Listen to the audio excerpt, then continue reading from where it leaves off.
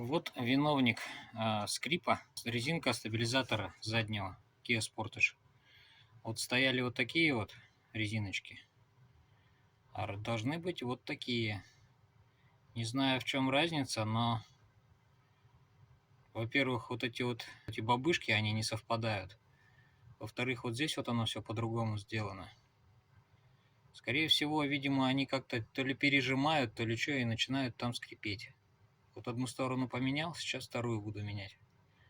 Замена резинки стабилизатора. Думал, будет все плохо, но нет.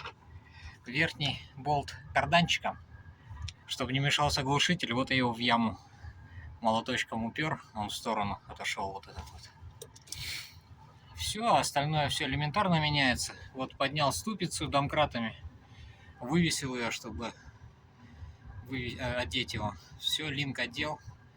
Кстати, гайку открутил гайковер, там вообще легко и просто. Так что ничего страшного нет.